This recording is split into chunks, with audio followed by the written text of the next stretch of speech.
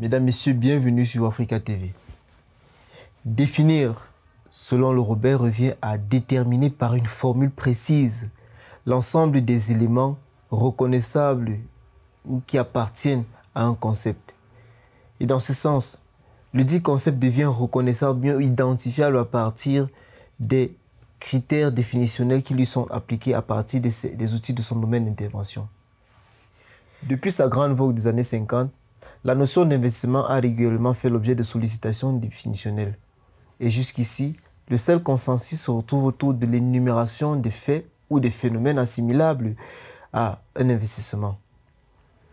Comment donc envisager une définition de l'investissement en droit international? Quelles sont les difficultés inhérentes à la stabilisation du sens de ce concept?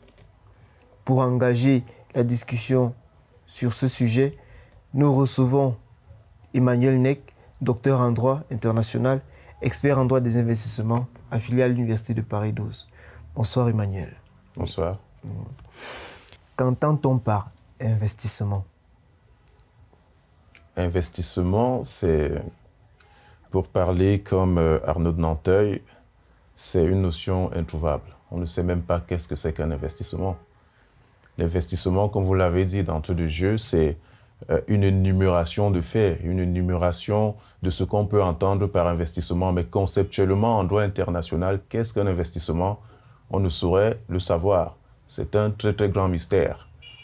Donc, relativement à ça, on va dire que l'investissement peut être défini à travers ces phénomènes tels que les travaux publics, les prêts, tels que les services, et tout ce qui...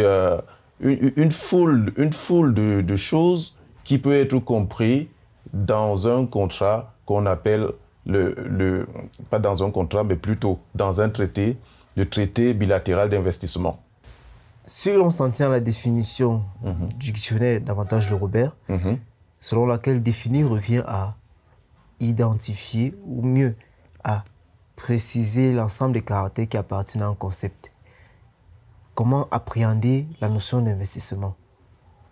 La notion d'investissement ne peut s'appréhender que par ses manifestations, comme vous l'avez dit, par les énumérations qui se trouvent dans les TBI, les traités bilatéraux internationaux, qui sont généralement des traités entre deux États. Oui. Donc, dans cette énumération, on va trouver, par exemple, comme je l'ai dit d'entrée de jeu, on va trouver, par exemple, les travaux publics, on va trouver les services, on va trouver des prêts, on va trouver beaucoup d'autres choses. À partir du moment où les participants au traité ont considéré que ceci ou cela peut être un investissement, comme par exemple la construction d'une pizzeria. Si je devais revenir sur l'affaire Epren-Nicra, une pizzeria peut être, la construction d'une pizzeria peut être considérée comme un investissement international. Alors, quels sont donc les grands moments, après avoir fixé l'état définitionnel, quels sont les grands moments de recherche d'une définition de l'investissement? Les grands moments, c'est quand il a fallu saisir la question de l'investissement au niveau du contentieux.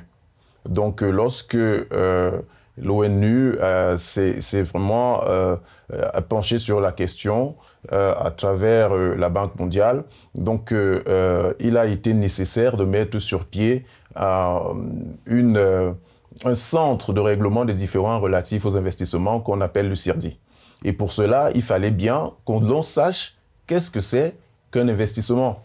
Sauf que les travaux préparatoires nous disent que avant que le CIRDI soit mis sur pied, il y a eu des discussions entre les pays en développement et les pays développés pour saisir la notion d'investissement. Mais il s'est trouvé qu'il y a eu beaucoup de contradictions. Les pays développés et les pays en développement n'ont pas pu trouver un consensus sur ces termes et finalement, ils ont décidé de ne pas le définir. Et également, le rapport des administrateurs de la Banque mondiale nous rapporte que parce que les États pouvaient désigner eux-mêmes ce qu'ils entendaient par investissement à travers un TBI, il n'était pas nécessaire finalement de pouvoir de définir conceptuellement cette notion. Quel a été le rôle particulier des instances internationales, davantage celle de la Banque mondiale, sachant son rôle, son éminent rôle dans la facilitation des échanges internationaux? Le rôle de la Banque mondiale, c'était justement de mettre sur pied le centre de règlement des différends. Donc c'est lui qui a mené cette impulsion, qui a préparé les textes. Donc vous savez que chaque fois qu'il y a une convention internationale, les textes sont préparés en amont et puis sont discutés en assemblée. Donc la banque, les administrateurs ont préparé les textes et les ont ramenés sur la table du débat. Et c'est donc, on va dire que les administrateurs de la Banque mondiale ont initié en quelque sorte les textes qui, finalement, diligentent le CIRDI. Sachant que la plupart des investissements internationaux se versent ou se déversent dans les pays en voie de développement qui veulent le développement et autres, quelle a été la part jouée par ces pays dans le cadre d'une définition? Vous savez qu'à cette époque-là, dans les années 65, 68, dans les années 70 en tout cas, les pays en développement revendiquaient une place dans le concert des nations. Donc avec tout ce qu'on a, par exemple le nouvel ordre économique international, c'était par l'impulsion des pays en développement. Donc lorsque ce débat est posé sur la table, les pays en développement se sentent soudés. Donc ils discutent ensemble. Donc au moment où il a fallu définir le terme, il faut dire que déjà même avant d'en arriver là, peut-être je vais prendre la chose par la fin. La Chine et la Grande-Bretagne, la Chine à cette époque était un pays en développement, la Chine et la Grande-Bretagne avaient proposé une définition de cette notion. Et également, la Grande-Bretagne avait aussi proposé de ne pas définir la notion au regard des débats en instance. Donc finalement, c'est plutôt la position de la Grande-Bretagne qui a été retenue. Mais si on revenait donc sur la question de savoir est-ce que les pays en développement ont joué un rôle dans la non-définition de la notion d'investissement, oui, ils ont joué un rôle parce qu'ils n'étaient pas d'accord avec la conception occidentale, la conception des pays développés. Donc, vu que les deux bords n'arrivaient pas à trouver un consensus, on a trouvé plus simple de ne pas justement apporter une définition conceptuelle à cette notion. Qu'est-ce qui, selon vous, a conduit au blocage, au-delà des dissensions entre pays développés et pays sous-développés? Le blocage vient, à mon avis, du fait que la conception des pays en développement n'était pas la même que la conception des pays développés. Dans le sens où, certainement, les travaux préparatoires ne sont pas tout à fait clairs là-dessus, mais il me semble que la conception de l'investissement qu'avaient les pays en développement devrait certainement être celle qui imposait une certaine responsabilité aux pays développés. Donc les pays développés ne voulaient pas l'entendre comme tel.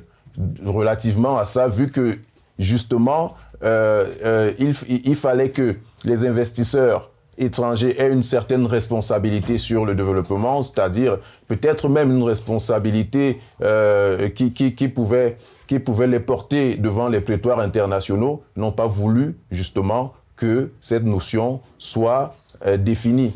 Vous savez qu'aujourd'hui, on a du mal à intégrer le développement dans la notion même d'investissement, vu que le développement, la notion d'investissement est circonscrite autour de trois éléments: le risque, l'apport et une certaine durée, et aussi est envisageable aussi le développement du pays d'accueil. Oui.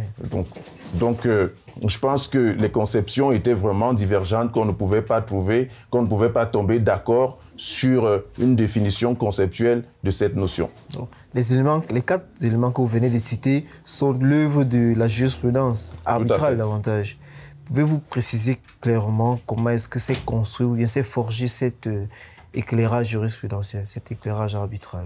Il faut dire que lorsque le CIRDI a été mis sur pied, je vais peut-être m'appesantir sur le CIRDI dans le sens où c'est lui qui captive la grande partie du contentieux relatif aux investissements. Donc le CIRDI,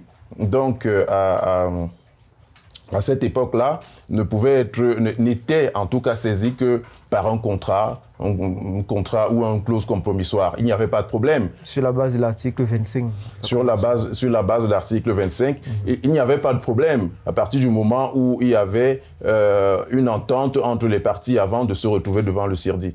Sauf que à partir des années 1985, a commencé à naître, a commencé à se développer une autre façon, une autre saisine du CIRDI.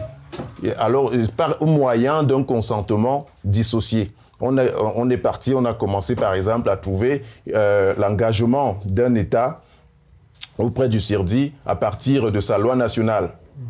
Et ça, en l'occurrence, l'emblématique affaire, c'était SPP contre Égypte. Donc, SPP a traduit l'Égypte devant le CIRDI relativement à une loi nationale où l'Égypte avait donné son accord pour que le contentieux relatif aux investissements soit porté devant le CIRDI. Mais il n'avait pas donné un consentement direct à SPP.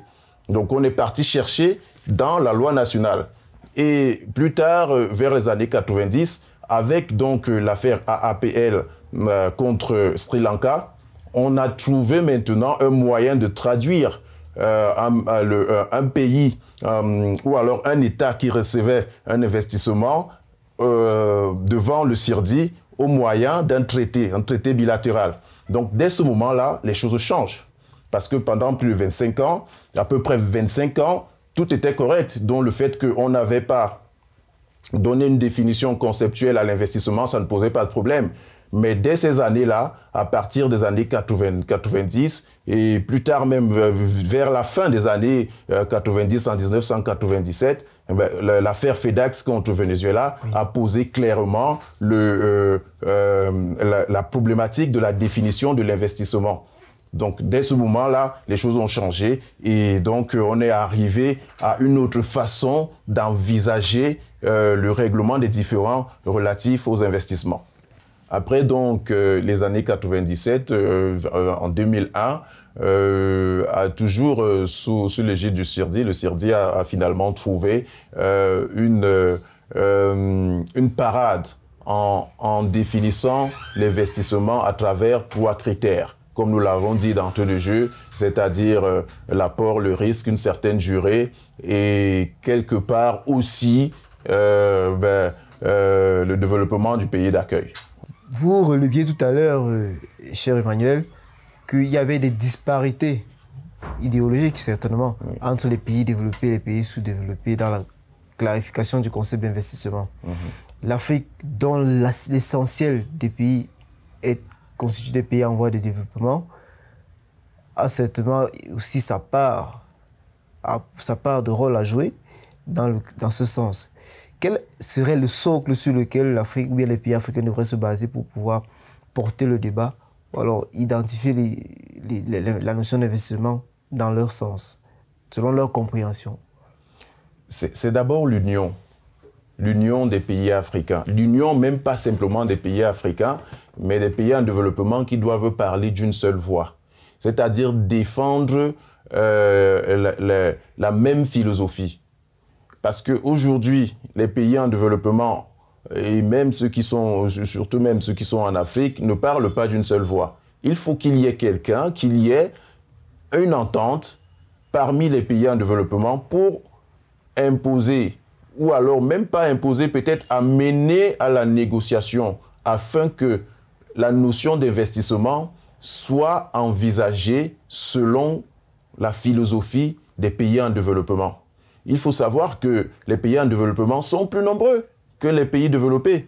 Donc, s'ils se mettent en bloc et qu'ils exigent que la notion d'investissement soit orientée vers leur philosophie, je pense que quelque chose de nouveau va se faire. Aujourd'hui, on assiste à la deuxième génération des traités bilatéraux d'investissement qui commencent à prendre en compte les préoccupations des pays en développement. Mais peut-être pour aller plus vite, si les pays en développement se mettaient d'accord et peut-être décidaient de revisiter les traités bilatéraux de première génération afin d'imposer leur philosophie, quelque chose de grand va se réaliser.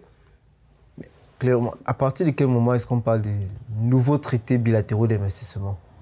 On parle de nouveaux traités bilatéraux d'investissement à partir des années 2000 ou lendemain des années 2000, dans le sens où, au départ, les pays en développement avaient mis en place des traités bilatéraux qui étaient à leur avantage, de telle sorte que, finalement, comme c'était les ressortissants des pays développés qui allaient investir dans les pays en développement, il n'y avait pas de problème dans le sens où finalement tout était taillé à leur mesure. Mais il est arrivé que, à un moment, il y ait renversement.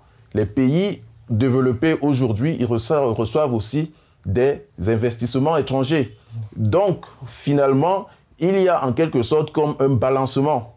C'est-à-dire que ce qui était un privilège pour les investisseurs des pays développés hier est devenu le privilège des pays parfois en développement qui eux aussi vont investir dans des pays développés, de telle sorte que finalement il y a un transfert de pouvoir de l'investisseur des pays développés vers l'investisseur de pays émergents. Parce qu'il faut bien le dire, les pays en développement, oui, peuvent faire un certain nombre d'investissements, mais c'est surtout des pays émergents.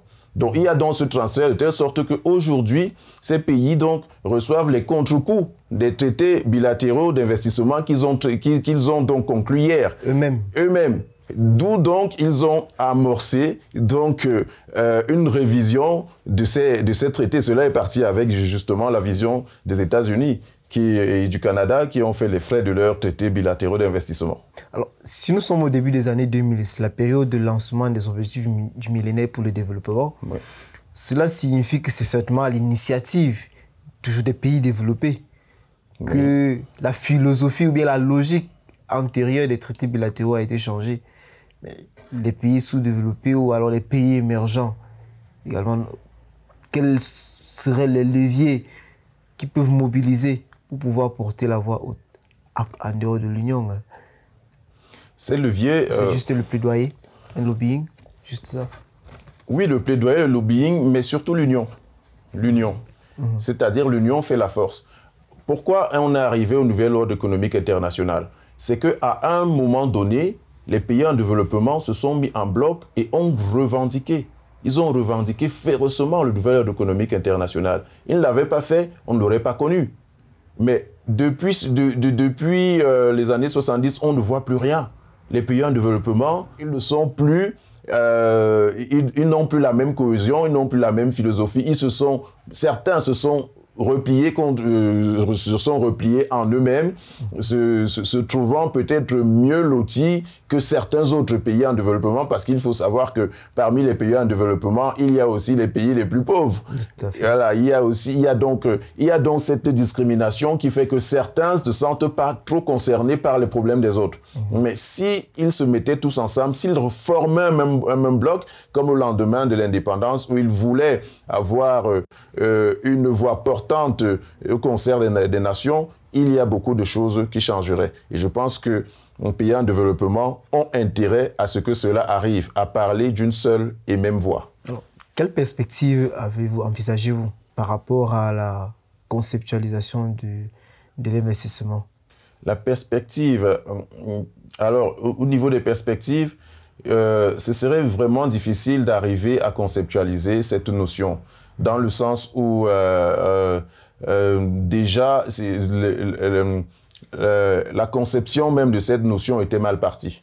À partir du moment où on est parti des énumérations ou des manifestations de l'investissement, il est difficile de faire un retour. Mais avec le contentieux, foisonnant au niveau du CIRDI, je pense que beaucoup de choses peuvent être mises en place. Les juges peuvent, par exemple, j'allais dire les arbitres peuvent changer la donne en intégrant la notion de développement dans la notion de l'investissement. Alors, nous avons ce magnifique ouvrage d'Anne Gilles intitulé « La définition de l'investissement international » dans lequel l'auteur considère l'investissement international appréhende l'investissement international sur 3 piliers en tant que catégorie juridique 1, en tant que critère juridictionnel 2 et en tant que concept opératoire. Vous avez dit tout à l'heure qu'on ne peut pas faire un retour en arrière sur les travaux opératoires, mais est-ce que l'on ne pourrait pas faire un recours plutôt sur l'étymologie même du mot investissement et ses origines peut-être anglaises, to invest, et latine éventuellement? Vous savez que le droit international, c'est le terrain du désordre. Les choses ne marchent pas comme en droit interne. Et en même temps, les concepts ne s'envisagent pas toujours de la même façon qu'en droit interne. Si on rentre en droit interne, la notion d'investissement a une définition. Il y a comme vous l'avez dit, il y a la conception anglaise, il y a la conception française de ce qu'on pourrait entendre, ou alors anglo-saxon, de ce qu'on pourrait entendre de l'investissement. Mais au niveau international, ce n'est pas le cas.